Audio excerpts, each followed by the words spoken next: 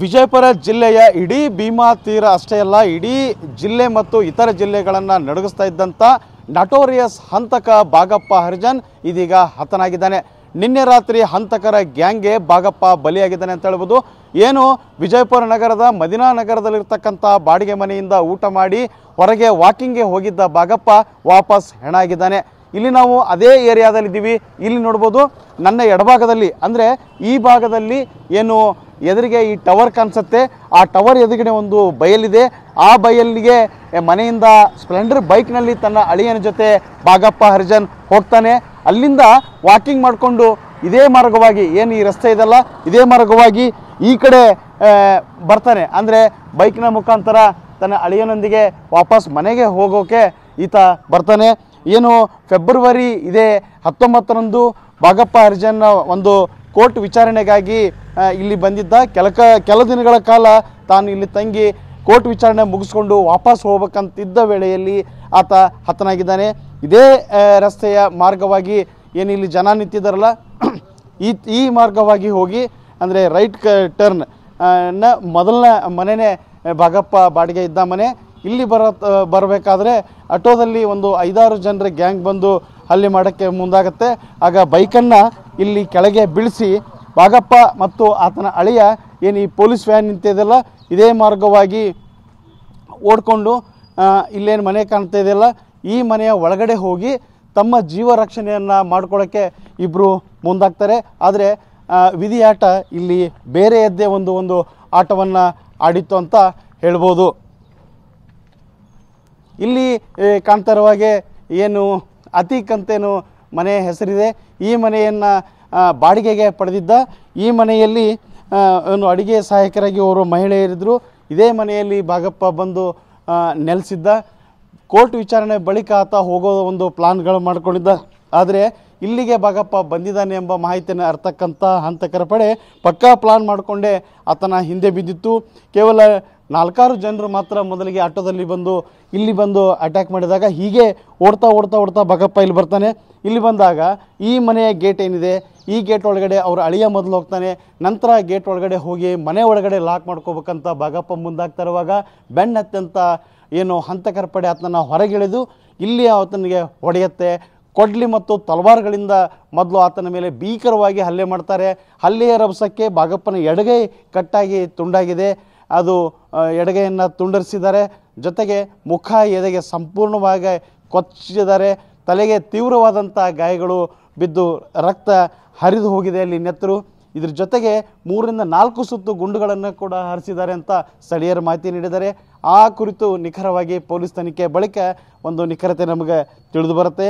ಈ ವೇಳೆಯಲ್ಲಿ ಹಂತಕರು ಏನು ಇಡೀ ಏರಿಯಾದ ಒಂದು ವಿದ್ಯುತ್ತನ್ನು ಕಡಿತ ಮಾಡಿದ್ರು ಅನ್ನೋ ಒಂದು ಮಾಹಿತಿ ಕೂಡ TV9ಗೆ ಲಭ್ಯವಾಗಿದೆ. ಕೇವಲ 4-6 ಜನರು ಮಾತ್ರ ಅಲ್ಲ, ಇದರ ಹಿಂದೆ ಮತ್ತೊಂದು ಪ್ಲಾನ್ ಬಿ ಕೂಡ ಇತ್ತು. ಮೊದಲ ಹಂತದಲ್ಲಿ ಏನಾದರೂ ಭಾಗ ತಪ್ಪಿಸ್ಕೊಂಡು ಬೇರೆ ರಸ್ತೆಗೆ ಓಡಿ ಹೋದರೆ ಇಲ್ಲಿ ಸಂಪರ್ಕಿಸುವ ಪ್ರತಿಯೊಂದು ರಸ್ತೆಯಲ್ಲಿಯೂ 4 ಯುವಕರ ತಂಡ ಬೀಡ್ಬಿಟ್ಟಿತ್ತು. ಒಂದು ವೇಳೆ ರಸ್ತೆಯಲ್ಲಿ ಓಡಿ ಬಂದರೆ ಅಲ್ಲೇ ಆತನನ್ನು ಮುಗಿಸ್ಬೇಕು ಅನ್ನೋ ಒಂದು ಪ್ಲಾನ್ ಪಕ್ಕ ರೆಡಿ ಮಾಡ್ಕೊಂಡು ಬಂದಿದ್ರು. ಏನೇ ಆದರೂ ಸಹ ಇವತ್ತು ಬಾಗಪ್ಪನನ್ನು ಉಳಿಸಬಾರ್ದು ಅನ್ನೋ ಒಂದು ದೃಢ ನಿರ್ಧಾರ ಹಂತಕರ ಮಾಡಿಕೊಂಡೇ ಬಂದಿದ್ದರು. ಈ ನಿಟ್ಟಿನಲ್ಲಿ ಅವರು ಪಕ್ಕ ಎ ಮತ್ತು ಬಿ ಪ್ಲಾನನ್ನು ಮಾಡಿದರು ಅಂತ ಹೇಳ್ಬೋದು. ಈ ನಿಟ್ಟಿನಲ್ಲಿ SP ಅವರು ಹೇಳಿರೋ ಪ್ರಕಾರ 4 ಜನರು ಆಗಮಿಸಿ ಮಾರಕಾಸ್ತ್ರಗಳಿಂದ ಬಾಗಪ್ಪನನ್ನು ಕೊಚ್ಚಿದ್ದಾರೆ. ಜೊತೆಗೆ ಪಿಸ್ತೂಲ್ನಿಂದ ಗುಂಡನ್ನು ಸಹ ಹಾರಿಸಿದ್ದಾರೆ ಅನ್ನೋ ಮಾಹಿತಿಯನ್ನು ನೀಡಿದ್ದಾರೆ. ಇನ್ನಷ್ಟು ತನಿಖೆ ಬಳಿಕ ಹೆಚ್ಚಿನ ಮಾಹಿತಿ ಸಿಗುತ್ತೆ ಅನ್ನೋ ಮಾಹಿತಿ ನೀಡಿದ್ದಾರೆ. ಇಲ್ಲಿ ನೋಡೋದಾದರೆ ಬಾಗಪ್ಪನಿಗೆ ವೈರಿಗಳ ಕೊರತೆ ಇರಲಿಲ್ಲ ಅಂತ ಹೇಳ್ಬೋದು. ಯಾಕಂದರೆ ಚಂದಪ್ಪ ಹರಿಜನನ ಪಕ್ಕಾ ಶಿಷ್ಯನಾಗಿದ್ದ ಬಾಗಪ್ಪ ಹರಿಜನ್ ನಂತರ ದಿನಗಳಲ್ಲಿ ತನ್ನದೇ ಒಂದು ಅಪರಾಧ ಲೋಕದ ಸಾಮ್ರಾಜ್ಯವನ್ನೇ ಕಟ್ಟಿಕೊಂಡಿದ್ದ. ಕಂಡವರ ಒಂದು ಇಶ್ಯೂಗಳಲ್ಲಿ ಭಾಗವಹಿಸ್ತಿದ್ದ. ಹಲವಾರು ವ್ಯಾಜ್ಯಗಳನ್ನು ಬಗೆಹರಿಸೋ ನಿಟ್ಟಿನಲ್ಲಿ ಸಾಕಷ್ಟು ಹಣವನ್ನು ಬೇಡಿಕೆ ಇಡ್ತಿದ್ದ.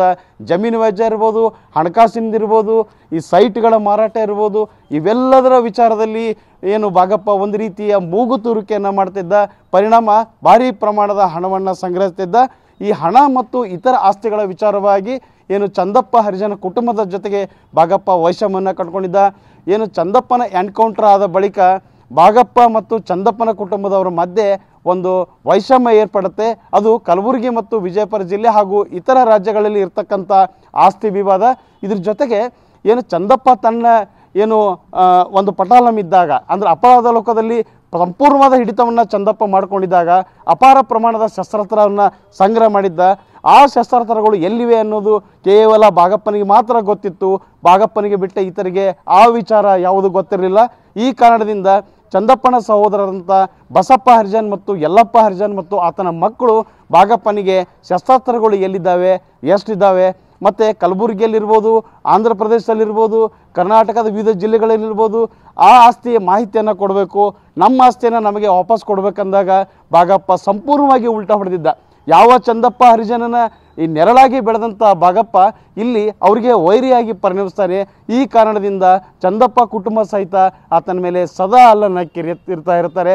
ಈತನನ್ನು ಹೇಗಾದರೂ ಮಾಡೋ ನಾವು ಮುಗಿಸ್ಬೇಕನ್ನೋ ನಿಟ್ಟಿನಲ್ಲಿ ಒಂದು ಪಕ್ಕಾ ಪ್ಲಾನ್ ಕೂಡ ರೆಡಿಯಾಗಿತ್ತು.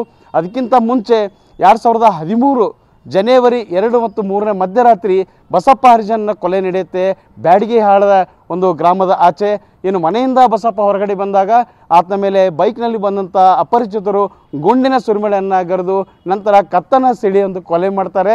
ಇದಕ್ಕೆ ಭಾಗಪ್ಪನೇ ಕಾರಣ ಎನ್ನುವ ಒಂದು ಏನು ಸಂಶಯವನ್ನು ವ್ಯಕ್ತಪಡಿಸಿ ಭಾಗಪ್ಪನ ಮೇಲೆ ಏನು ಬಸಪ್ಪನ ಪತ್ನಿ ದೂರು ನೀಡುತ್ತಾಳೆ. ಆ ನಿಟ್ಟಿನಲ್ಲೂ ಕೂಡ ತನಿಖೆ ನಡೆಯುತ್ತೆ. ಎಲ್ಲ ವೈಷಮ್ಯಗಳಿಂದ ಏನು ಚಂದಪ್ಪನ ಸಹೋದರ ಯಲ್ಲಪ್ಪನ ಪುತ್ರ ಭೀಮ್ಸಿ ಹರಿಜನ್ ಎನ್ನುವ ಒಂದು ಯುವಕ ಭಾಗಪ್ಪನ ಕೊಲೆಗೆ ಒಂದು ಸುಪಾರಿ ನೀಡ್ತಾರೆ. ಏನು ಸೇನೆಯಿಂದ ಓಡಿ ಬಂದಂಥ ವ್ಯಕ್ತಿ ಏನು ಬಗೋಡ ಅಂತ ನಾವು ಕರಿತೀವಿ, ಏನು ಆತ ಪೀರಪ್ಪ ಹರಿಜನ್ ಅಂಥೇಳಿ ಆತ ಕಲಬುರಗಿ ಜಿಲ್ಲೆಯವನು. ಆತನಿಗೆ ಒಂದು ಹಣ ನೀಡಿ ಏನು ಭಾಗಪ್ಪ ಕೋರ್ಟ್ಗೆ ಬಂದಾಗ ವಿಜಯಪುರ ನ್ಯಾಯಾಲಯಕ್ಕೆ ವಿಚಾರಣೆಗೆ ಬಂದಿರ್ತಾನೆ. ಆಗ ನ್ಯಾಯಾಲಯದ ಆವರಣದಲ್ಲೇ 2018 ಆಗಸ್ಟ್ 8ರಂದು ಆತನ ಮೇಲೆ ಹಲ್ಲೆಯಾಗಿ ಏನು 5 ಗುಂಡುಗಳನ್ನು ಹಾರಿಸಿದ್ರು. ಪವಾಡ ರೀತಿಯಲ್ಲಿ ಭಾಗಪ್ಪ ಬದುಕುಳಿತಾನೆ. ಬದುಕುಳಿದ ಬಳಿಕ ಆತ ಇಲ್ಲಿ ವಿಜಯಪುರ ನಗರದಲ್ಲಿ ನೆಲೆ ಕಂಡ್ಕೊತಾನೆ. ತನ್ನ ಜೀವಕ್ಕೆ ಅಪಾಯ ಇದೆ ಅನ್ನೋ ಒಂದು ಮೊದಲ ಭಯ ಭಾಗಪ್ಪನಿಗೆ 2018ರಿಂದ ಸಿಗುತ್ತೆ. ಆ ಪರಿಣಾಮವಾಗಿ ಏನು ವಿಜಯಪುರ ನಗರದ ವಿವಿಧ ಭಾಗಗಳಲ್ಲಿ ಆತ ಮನೆಗಳನ್ನು ಮಾಡ್ತಾನೆ. ಒಂದೇ ಒಂದು ಏರಿಯಾದಲ್ಲಿ ಕೂಡ ಆತ ಕಾಯಮನಾಗಿರಲ್ಲ. ಯಾಕಂತಂದರೆ ಆತನಿಗೆ ಜೀವ ಭಯ ಇರುತ್ತೆ. ಜೀವ ಭಯ ಇದ್ದಾಗ ಪ್ರತಿಯೊಂದು 1 ವರ್ಷ 8 ತಿಂಗಳಲ್ಲಿ ಒಂದೊಂದು ಮನೆಯನ್ನು ಬದಲಾಯಿಸ್ಕೊಡ್ತಾ ಹೋಗ್ತಾನೆ. ಈ ಮನೆ ಬಂದುಬಿಟ್ಟು 1 ವರ್ಷದ ಹಿಂದೆ ಇದನ್ನು ಬಾಡಿಗೆ ತಗೋತಾನೆ.